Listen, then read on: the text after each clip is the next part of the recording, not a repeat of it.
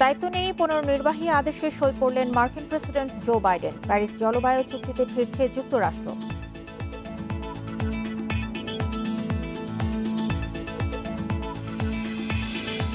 ভারত থেকে 20 লাখ ডোজ করোনার টিকা আসছে আজ, প্রয়োগ শুরু 8 ফেব্রুয়ারি।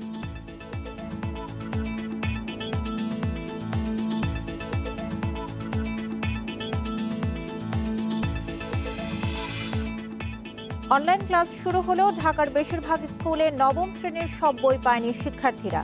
আগামী সপ্তাহের মধ্যে পাবে বলছে কর্তৃপক্ষ।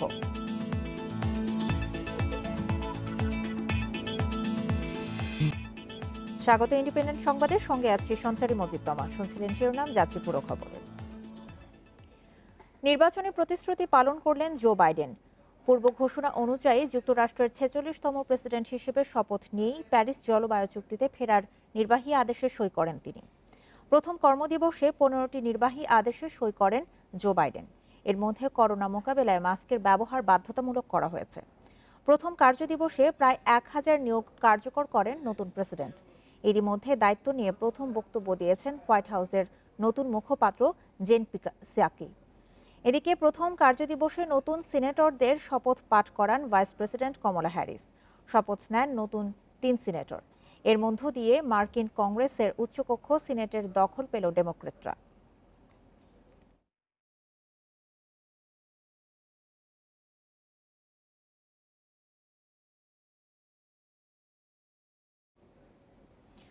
শপথের পর ঐক্যের ডাক দিলেন মার্কিন প্রেসিডেন্ট জো বাইডেন। ক্যাপিটল হিলে দেয়া ভাষণের শুরুতেই তিনি বলেন, আজ আমেরিকার দিন, গণতন্ত্রের দিন। এছাড়া জাতিকে বিভক্তকারী শক্তির বিরুদ্ধে যুদ্ধ চলছে, এখনও চূড়ান্ত জয় আসেনি বলেও মন্তব্য তার। ক্যাপিটল হিলে শপথের পর দেয়া জো বাইডেনের ভাষণ জুড়েই ছিল ঐক্যের ডাক, ছিল গণতন্ত্র ও শান্তি বজায় রাখার আহ্বান। বক্তব্যের শুরুতে বলেন, আজ আমেরিকার দিন, গণতন্ত্রের দিন। শান্তিপূর্ণ ক্ষমতা হস্তান্তরে 2 শতাব্দীর ঐতিহ্য রয়েছে, তা ধরে রাখতে জাতি আজ ঐক্যবদ্ধ। বিশ্বাস ও ইতিহাস আমেরিকানদের ঐক্যের পথই দেখায়।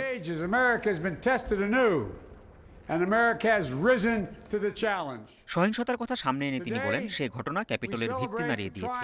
বর্ণবাদ ও করোনা মহামারীর মতো চ্যালেঞ্জ মোকাবেলা করতে হবে জানিয়ে সব বাধা অতিক্রমে দৃঢ় সংকল্পের কথা আবারও সামনে আনেন তিনি।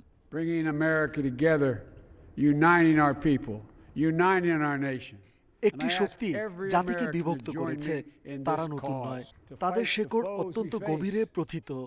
এই শক্তির বিরুদ্ধে যুদ্ধ চলছে, এখনো বিজয় অর্জিত হয়নি।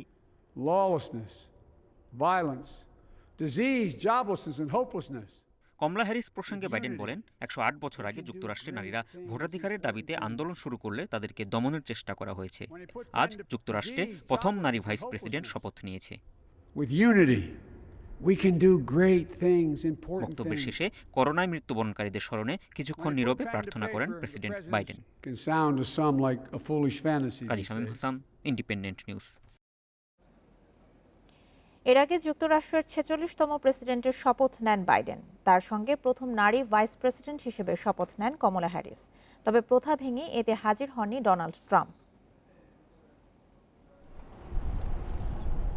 127 বছরের পুরনো পারিবারিক বাইবেলের উপর হাত রেখে যুক্তরাষ্ট্রের 46তম প্রেসিডেন্ট হিসেবে শপথ নিলেন জো বাইডেন। এ সময় তার পাশে ছিলেন স্ত্রী ও বর্তমান ফার্স্ট লেডি জিল বাইডেন।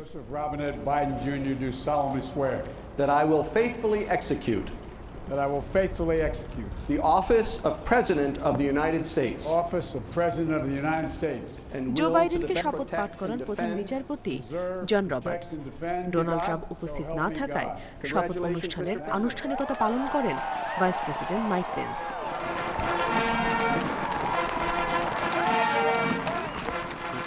শপথ নিয়ে জাতির উদ্দেশ্যে বক্তব্য দেন নতুন মার্কিন প্রেসিডেন্ট। 20 মিনিটের এই বক্তব্যে নির্বাচিত করায় আমেরিকানদের ধন্যবাদ জানান তিনি। তুলে ধরেন তার প্রশাসনের নানা পরিকল্পনা। This is America's day. This is democracy's day. A day of history and hope. আমরা আবারও শিখলাম, গণতন্ত্র মূল্যবান, গণতন্ত্র অত্যন্ত ভঙ্গুর এবং এই মুহূর্তে গণতন্ত্র বিরাজ করছে।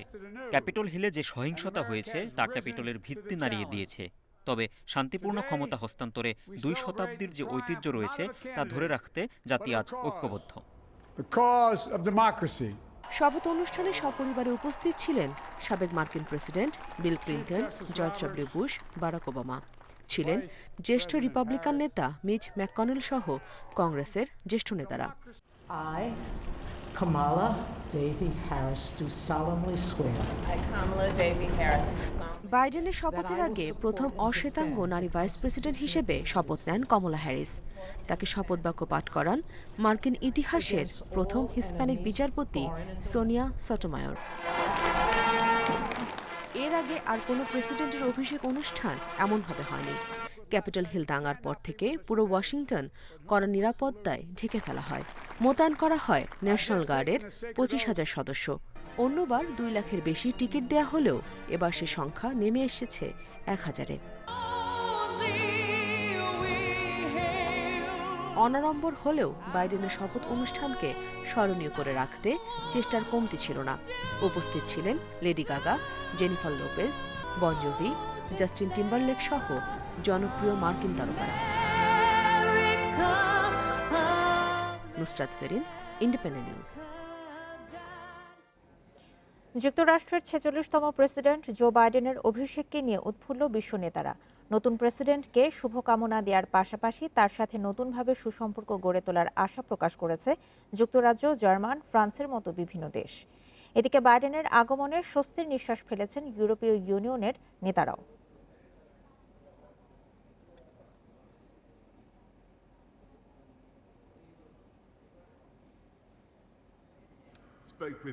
আমি এবং সংসদের সবাই মার্কিন নতুন প্রেসিডেন্টকে অভিনন্দন জানাতে চাই। নির্বাচনের সময় আমি তার এবং তার প্রশাসনের সাথে একসঙ্গে কাজ করার ইচ্ছা পোষণ করেছি।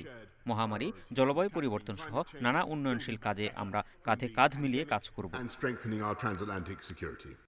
আমি জো বাইডেন ও কমলা হ্যারিসকে অভিনন্দন জানাই। আমরা প্রেসিডেন্ট জো বাইডেনের সাথে নতুন একটি শক্তিশালী ও কার্যকর সম্পর্ক তৈরি করতে আগ্রহী। আমাদের একসাথে কাজ করার প্রচুর লক্ষ্য এবং চ্যালেঞ্জ রয়েছে। গণতন্ত্রের জন্য আজকের দিনটি খুবই শুভ দিন। গত কয়েক বছর যুক্তরাষ্ট্র সংকটের মধ্যে দিয়ে গেছে। জো বাইডেন ও কমলা হ্যারিসের জন্য আমি ভীষণ খুশি। তাদের এবং তাদের দলকে আমি শুভকামনা জানাই। আশা করি খুব শীঘ্রই আমরা জার্মানিতে তাদের স্বাগত জানাতে পারব। যুক্তরাষ্ট্রের এই নতুন ভোরের মুহূর্তটির জন্য আমরা এতদিন অপেক্ষা করছিলাম। দীর্ঘ 4 বছর পর আবারও হোয়াইট হাউসে ইউরোপের এক বন্ধু এসেছে।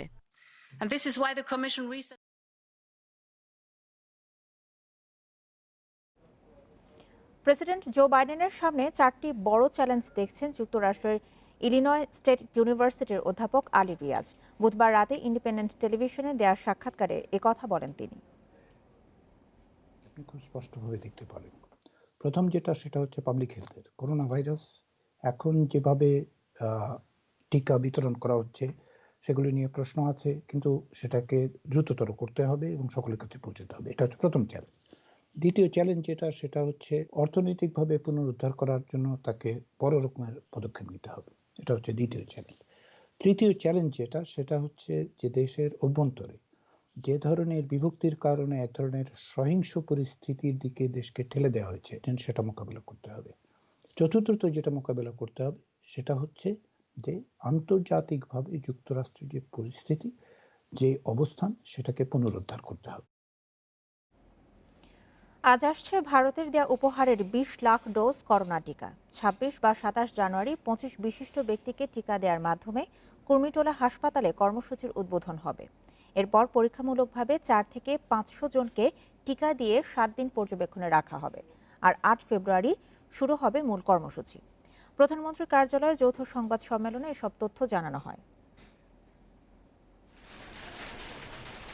বাংলাদেশকে 20 লাখ ডোজ করোনার ভ্যাকসিন উপহার দিচ্ছে ভারত সরকার। অক্সফোর্ড অ্যাস্ট্রাজেনেকার এই টিকা গ্রহণে সব প্রস্তুতি শেষ। সংবাদ সম্মেলনে জানানো হয়, প্রথম দফায় 60 লাখ মানুষ পাবেন ভ্যাকসিন। 25 বিশিষ্ট ব্যক্তিকে টিকা প্রয়োগ করা হবে 26 বা 27 জানুয়ারি। পরের দিনেই রাজধানীর 4 হাসপাতাল, ঢাকা মেডিকেল, মুগদা মেডিকেল, কুর্মিটোলা ও কুয়েত মৈত্রীতে সাধারণ মানুষকে পরীক্ষামূলকভাবে দেয়া হবে। কোনো পার্শ্ব প্রতিক্রিয়া হয় কিনা পর্যবেক্ষণ করা হবে 7 দিন। প্রথম দিন যাদেরকে দেওয়া হবে এর মধ্যে ডাক্তার, নার্স এবং ফ্রন্ট লাইনে যারা কাজ করেছে তারা থাকবে। এর মধ্যে আমরা বলছি একজন শিক্ষক, একজন মুক্তিযোদ্ধা, একজন পুলিশের প্রতিনিধি, একজন আর্মির প্রতিনিধি, একজন সিভিল প্রশাসনের প্রতিনিধি, একজন সাংবাদিক প্রতিনিধি। এরকম আমরা ক্রস সেক্টর থেকে আমরা চাচ্ছি যে একজন করে নিয়ে এরকম 25 জনকে, 20 থেকে 25 জনকে আমরা প্রতিদিন এই টিকাটা দেওয়ার চেষ্টা করব। প্রাথমিক পর্যায়ের ফল দেখে 8 ফেব্রুয়ারি থেকে ঢাকার বাইরে শুরু হবে টিকা প্রয়োগ। প্রত্যেককে 10 থেকে 15 মিনিট পর্যবেক্ষণ করা হবে টিকা কেন্দ্রে। শরীরে প্রতিরোধ ক্ষমতা যাদের একেবারেই নেই, অ্যান্টি ক্যান্সার ড্রাগের চিকিৎসার মধ্যে আছেন, অথবা যারা হাই ডোজে স্টেরয়েড নিচ্ছেন, এই সমস্ত লোকজন যাদের সাধারণ ডিজিজ কন্ডিশন এমন একটা অবস্থায় যেটাতে বডির প্রতিরোধ ক্ষমতা সম্পূর্ণ ভেঙে পড়েছে, সেই সমস্ত মানুষজন এই টিকা দিবেন না। ভ্যাকসিন পেতে নিবন্ধনের জন্য সুরক্ষা অ্যাপের কাজ শেষ হবে 23 জানুয়ারির মধ্যে। 2 দিন পরেই হস্তান্তর। Hasan Misbah, independent news, Dhaka. Online class শুরু হয়ে গেছে, অথচ এখনো সব বই দেওয়া হয়নি। ঢাকার বেশিরভাগ স্কুলে নবম শ্রেণীর সব বই পায়নি শিক্ষার্থীরা। রাজধানীর বাইরে মাধ্যমিকে 2-1টি করে বই দেওয়া বাকি রয়েছে। কর্তৃপক্ষ বলছে আগামী সপ্তাহের মধ্যে সবাই পেয়ে যাবে বই। করোনা সতর্কতায় এবার বই উৎসব হয়নি, তবে বছরের প্রথম দিন থেকে বিনামূল্যের বই দেয়া হয় শিক্ষার্থীদের, কিন্তু সব বই এখনও দিতে পারেনি স্কুল। রাজধানীর বেশিরভাগ স্কুলেই নবম শ্রেণীর বই দেয়া হয়নি, ফলে অনলাইন ক্লাস শুরু হলেও লেখাপড়া শুরু করতে পারেনি শিক্ষার্থীরা। অনেক শিক্ষা প্রতিষ্ঠান রয়েছে যারা এখনো নতুন বছরের বই পায়নি, যার কারণে শিক্ষার্থীরা অনলাইন ক্লাস নিয়ে বিপাকে পড়েছে। ঢাকার বাইরে পরিস্থিতি আরও খারাপ। রাজশাহীতে বেশিরভাগ স্কুলে অষ্টম ও নবম শ্রেণীর বই পৌঁছায়নি। মাধ্যমিকের অন্য ক্লাসেও সব বই দেয়া হয়নি। 8-এর ইংরেজি বইটা আমরা পাচ্ছি না, গণিত বইটা 6-এর বইটা পাই নাই। সংস্থা দপ্তরে যোগাযোগ করেছি, তারা বলছে যে আসলে সিটিভি থেকে তাদের সরবরাহ করা হয় নাই। সংশ্লিষ্টরা বলছেন এবার দরপত্র দেয়া হয়েছে দেরিতে। কাগজের দাম নিয়েও ছিল টানাপোড়েন, যে কারণে বই ছাপাতে দেরি হয়েছে, যার ফলে তৈরি হয়েছে সংকট। আমরা শঙ্কিত যারা কার্যাদেশে যাদের সক্ষমতার অতিরিক্ত কাজ পেয়েছে ওরা ফেব্রুয়ারি পর্যন্ত বই দিতে সময় লাগবে। এনসিটিভি তার দূরদর্শিতার সাথে সময় উপযোগী সিদ্ধান্ত নিতে পারেন নাই বলে এই সংকট তৈরি হয়েছে। আগামী সপ্তাহের মধ্যে দেশের সব স্কুলে সব বই পৌঁছে যাবে বলে জানিয়েছে এনসিটিভি। বিভিন্ন শ্রেণীতে কিছু কিছু বই 2টা 3টা একটা করে বই বাকি ছিল, সেগুলো আমরা পাঠিয়েছি। আগামী কয়েকদিনের মধ্যেই যে আমাদের যে শর্ট বইগুলো চলে সেই শর্ট বইগুলো সকল জায়গায় পৌঁছে যাবে।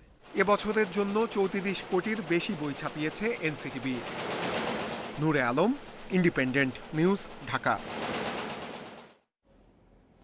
আইনে কঠোর শাস্তির বিধান থাকলেও বন্ধ হচ্ছে না বন্যপ্রাণী হত্যা ও পাচার। সুন্দরবন সহ ঢাকা, খুলনা, বরিশাল, রাজশাহী, চট্টগ্রামে সক্রিয় পাচারকারীরা।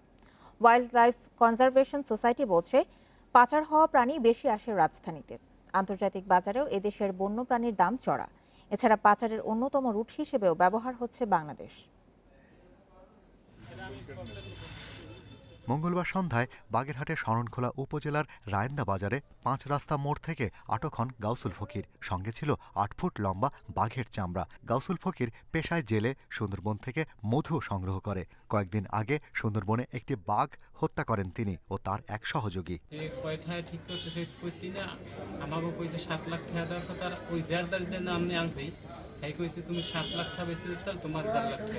অভিযানে অংশ নেয়া বন কর্মকর্তারা বলেন, সুন্দরবন পূর্ব ও পশ্চিম 2 এলাকায় সক্রিয় পাচারকারীরা, তবে বেশি তৎপর শরণখোলায়। বন্যপ্রাণী অঙ্গ, চামড়া আন্তর্জাতিক বাজারে চড়া দামে বিক্রি হয় বলে হত্যা থামছে না। ওয়াইল্ড লাইফ কনজারভেশন সোসাইটি বলছে, গত 8 বছরে অবৈধ বন্যপ্রাণী ব্যবসা বেশি হয়েছে ঢাকা বিভাগ 33.83%, এরপর খুলনা বিভাগে 31.52%, বরিশালে 9.08%, রাজশাহীতে 7 ও চট্টগ্রামে 6%। বোমের ওষুধ, চেতনানাশক ওষুধ ইউজ করে, মানে খাবারের সাথে বিভিন্ন খাবারের সাথে তারা চেতনানাশক ওষুধ দিয়ে তারপর আমরা বাঘ মারা, এটা আমরা শুনছি। বন্যপ্রাণী আইনে আপনার শাস্তির বিধান, সেখানে অনেক বড় আকারে শাস্তির বিধান রাখা হয়েছে। 2012 সালে আমাদের বন্যপ্রাণী আইন হয়েছে, তো সেই আইন অনুযায়ী 10 বছর জেল এবং 15 লক্ষ টাকা জরিমানা। যুক্তরাষ্ট্রের পররাষ্ট্র দপ্তরের 2019 সালে বন্যপ্রাণী পাচার প্রতিবেদনে ট্রানজিট ও প্রধান উৎস হিসেবে যে 28 দেশের নাম এসেছে তাতে বাংলাদেশও আছে। প্রতিবেদনে বলা হয়েছে বছরে 300 কোটি টাকারও বেশি অবৈধ বন্যপ্রাণী ব্যবসা হয় বাংলাদেশে। Shahriar Anirban, independent news, Dhaka. ঘন কুয়াশার কারণে প্রায় 8 ঘন্টা ধরে দৌলতদিয়া পাটুরিয়া নৌরুটে ফেরি চলাচল বন্ধ রয়েছে। এতে ফেরি পারের অপেক্ষায় আটকা পড়েছে কয়েক শত যানবাহন। সৃষ্টি হয়েছে কয়েক কিলোমিটার যানবাহনের দীর্ঘ সারি। এতে প্রচণ্ড শীতে দুর্ভোগে চালক ও যাত্রীরা। বিআইডব্লিউটিসি কর্তৃপক্ষ বলছে দুর্ঘটনা এড়াতে এই রুটে ফেরি চলাচল বন্ধ করে দেয় তারা। এ বিষয়ে আরও জানাতে দৌলতদিয়া ফেরিঘাট থেকে যোগ দিচ্ছেন আমাদের সহকর্মী শামীম রেজা। শামীম, 8 ঘন্টা বন্ধ থাকার পরে এখন দৌলতদিয়া পাটুরিয়া নৌরুটে ফেরি চলাচলের কি অবস্থা দেখছেন আপনি?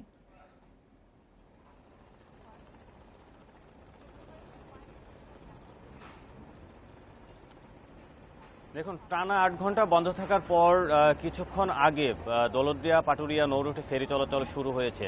গত রাত 11টা থেকে কিন্তু এই রুটে ফেরি চলাচল বন্ধ করে দেয় বিআইডব্লিউটিসি কর্তৃপক্ষ।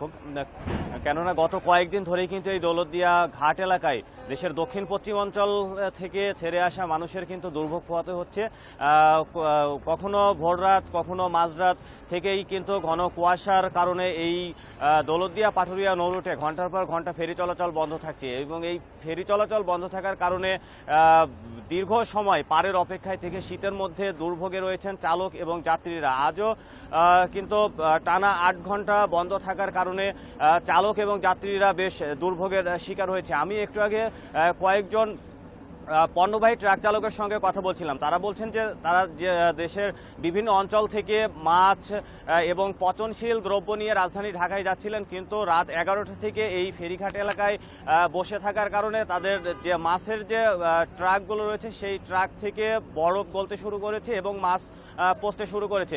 যেহেতু এখন ফেরি চলাচল শুরু হয়েছে সে কারণে তারা কিন্তু অগ্রাধিকার ভিত্তিতে পারাপার হয়ে তাদের গন্তব্যে চলে যেতে পারবে। এছাড়া আমরা যখন সকালে আসি তখন কিন্তু বেশ কিছু রোগীবাহী অ্যাম্বুলেন্স দেখতে পেয়েছি। সেই রোগীবাহী অ্যাম্বুলেন্সগুলো সারা রাত পারের অপেক্ষায় থাকতে হয়েছে, যে কারণে বলাই যায় যে আসলে যাত্রী, চালক সহ সবাইকেই কিন্তু এই দৌলতদিয়া ঘাট এলাকায় এসে ভোগান্তির শিকার হতে হচ্ছে।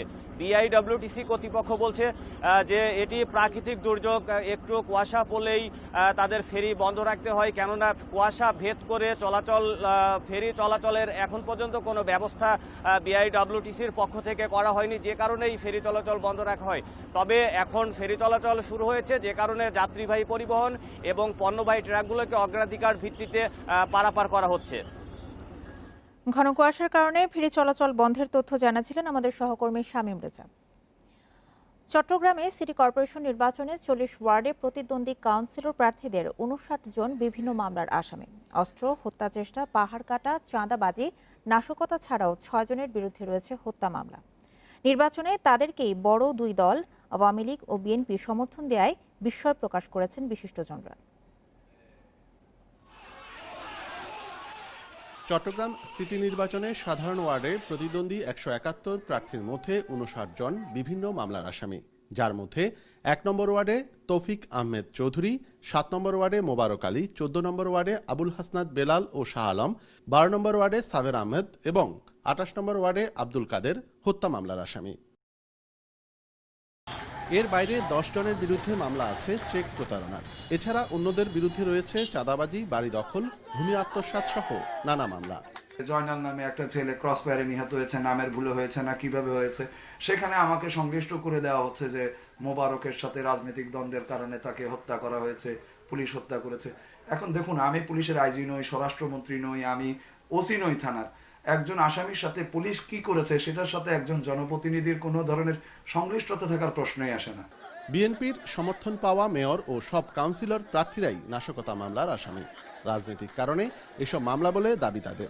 রাজনৈতিক মামলার জামিনে আছে, আমাদের সমস্ত নেতাকর্মীর মামলা জামিনে আছে এবং আমরা চিফ রিটার্নিং অফিসারের সাথে দেখা করেছি চট্টগ্রামে।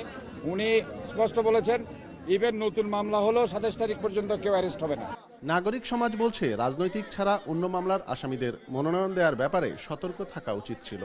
তবে প্রার্থীদের হলফনামায় দেয়া তথ্য ব্যাপকভাবে প্রচারের জন্য নির্বাচন কমিশনকে তাগিদ দিয়েছেন তারা। তারা যদি নির্বাচিত হয়ে যান সেক্ষেত্রে অপরাধীরা একটা প্রাতিষ্ঠানিক রূপ পেয়ে যাবে। নির্বাচন কমিশনের উচিত হচ্ছে যারা যে তথ্য দিয়েছে সেটা মিডিয়ায় প্রকাশ করা, নাগরিকরা সেটা দেখেই যেন সিদ্ধান্ত নিতে পারে।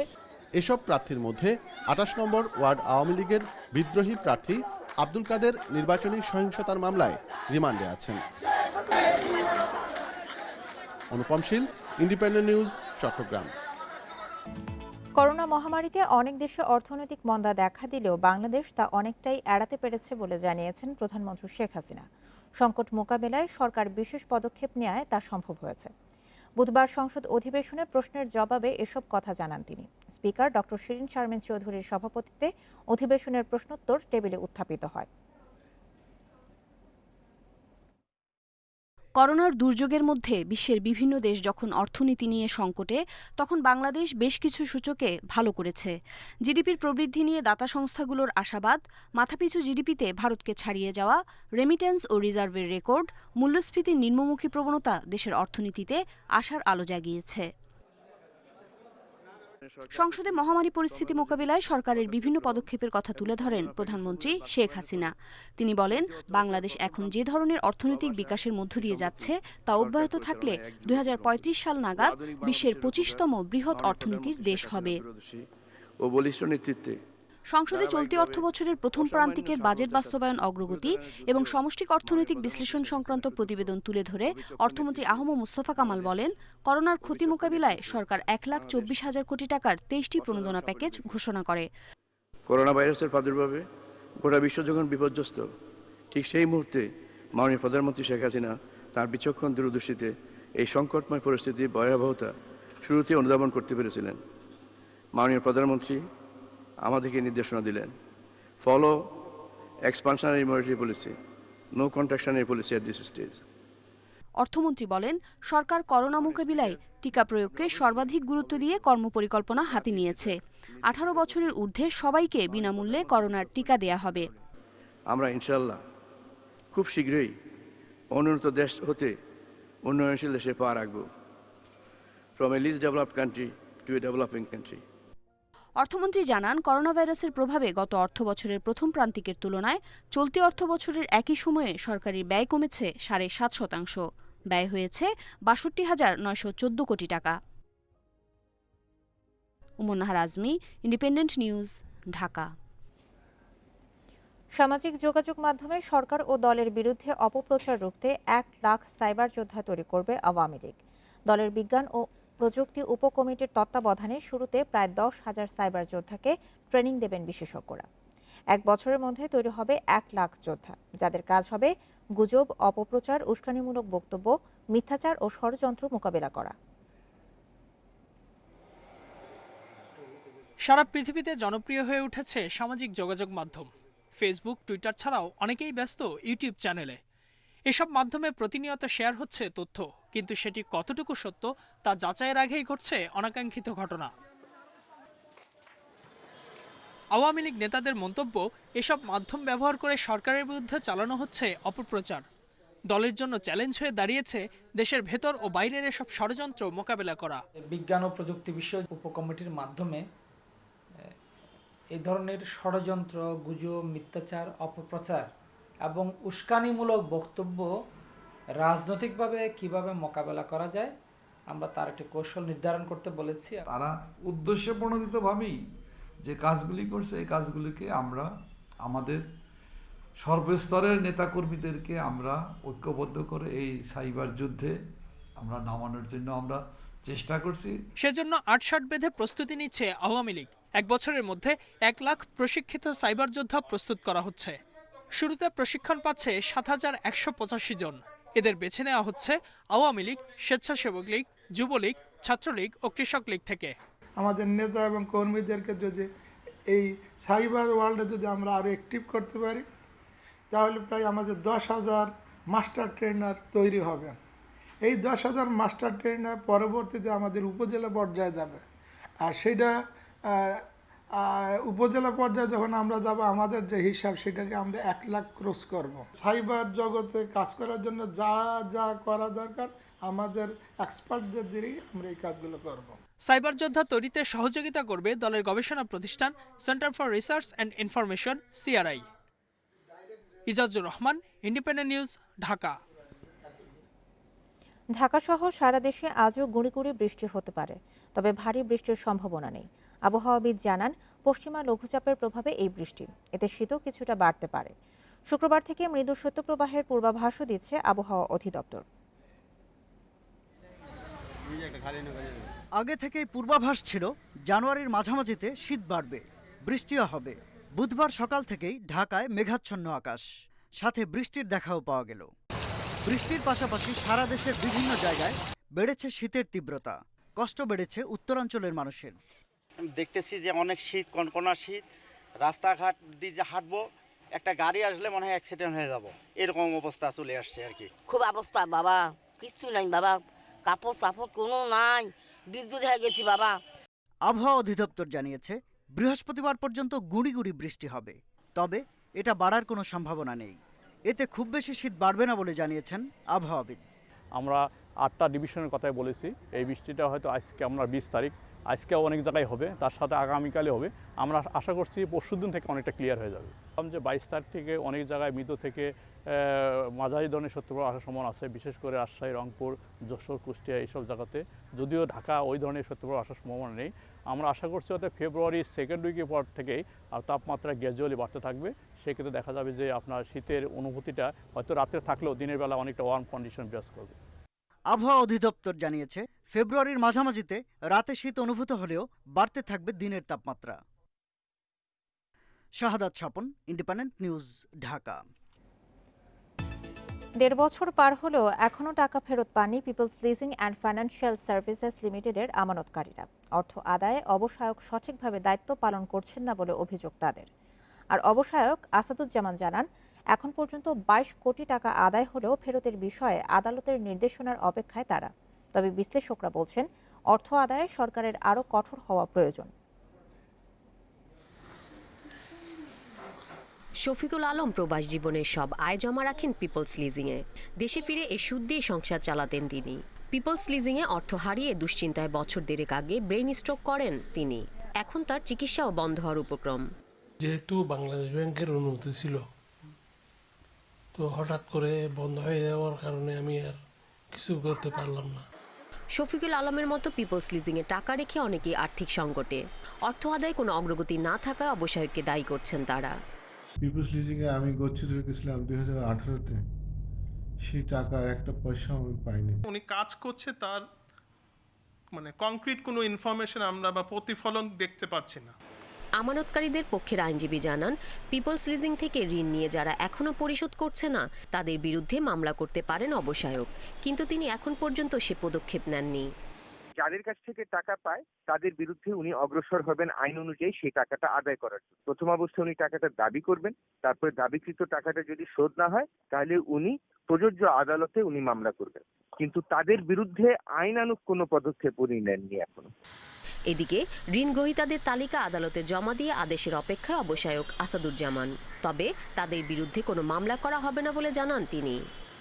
মামলা না, মামলা তো আছেই, এখন কোর্ট স্পেশাল কোনো অর্ডার হয়তো বা দিবে, অর্ডার অনুযায়ী আমরা কাজ করবো। আদায়ের ব্যাপারটা তো আর আমাদের হাতে নেই, আমরা ইনিশিয়েটিভ নিতে পারি, টাকা আদায় হলেই না পরে স্কিমে যাওয়া। অর্থ আদায় সরকারের আরও কঠোর ভূমিকা চান বিশ্লেষকরা।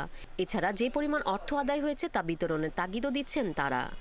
অবসায়ন প্রক্রিয়া যিনি করছেন না কেন বা যারাই করছেন না কেন, তারা যেন এক ধরনের স্থবিরতায় পড়ে আছেন, এবং এই স্থবিরতা যতদিন চলবে টাকা ফেরত পাওয়ার সম্ভাবনা ততই ক্ষীণ হয়ে আসবে। অবসায়ন প্রক্রিয়ার মাধ্যমে অর্থ ফেরত পেতে হলে, আংশিকভাবে ফেরত পেতে হলেও যেটা দরকার সেটা হচ্ছে তড়িৎ গতিতে অবসায়ন প্রক্রিয়া সম্পন্ন করা। পিপলস লিজিংয়ে মোট আমানত 2036 কোটি 22 লাখ টাকা।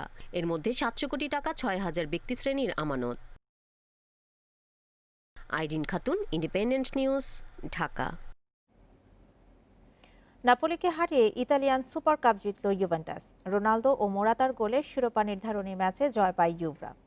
প্রথমার্ধে নিজের ছায়া হয়ে থাকা ক্রিস্টিয়ানো রোনালদো বিরতির পর পেলেন গোলের দেখা। সমতা টানার সুবর্ণ সুযোগ পেয়ে হতাশ করলেন লরেঞ্জো ইনসিনিয়ে। শেষ দিকে ব্যবধান দ্বিগুণ করলেন আলভারো মোরাতা। 760 গোল করে ইতিহাসের সর্বোচ্চ গোলের মালিক এখন রোনালদো।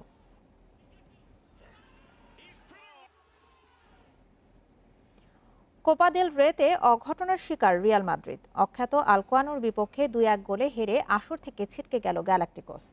কতটা খারাপ সময়ের মধ্য দিয়ে যাচ্ছে রিয়াল মাদ্রিদ, এর সবচেয়ে বড় প্রমাণটা যেন মিলল কোপা দেল রেতে। অখ্যাত আলকোয়ানোর বিপক্ষে শেষ দিকে গোল খেয়ে বসল তারা। ম্যাচ গড়ালো অতিরিক্ত সময়, সেখানে প্রতিপক্ষ পরিণত হলো 10 জনের দলে। তাদের বিপক্ষেই হেরে কোপা দেল রে থেকে বিদায় নিল জিদানের দল। এদিকে ফুলহ্যামের বিপক্ষে 2-1 গোলের জয়ে ইপিএল এর শীর্ষস্থান পুনরুদ্ধার করল ম্যান ইউনাইটেড। আর অ্যাস্টন ভিলাকে 2-0 গোলে হারিয়ে টানা 6 জয় পেয়েছে ম্যান সিটি।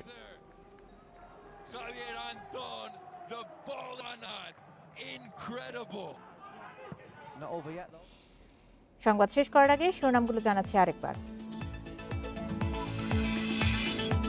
দায়িত্ব নিয়েই 15 নির্বাহী আদেশে সই করলেন মার্কিন প্রেসিডেন্ট জো বাইডেন। প্যারিস জলবায়ু চুক্তিতে ফিরছে যুক্তরাষ্ট্র।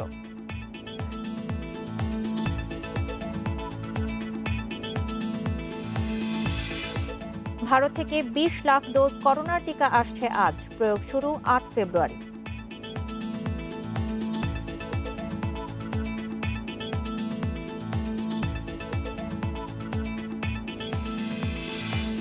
অনলাইন ক্লাস শুরু হলেও ঢাকার বেশিরভাগ স্কুলে নবম শ্রেণীর বই পায়নি শিক্ষার্থীরা। আগামী সপ্তাহের মধ্যে পাবে বলছে কর্তৃপক্ষ।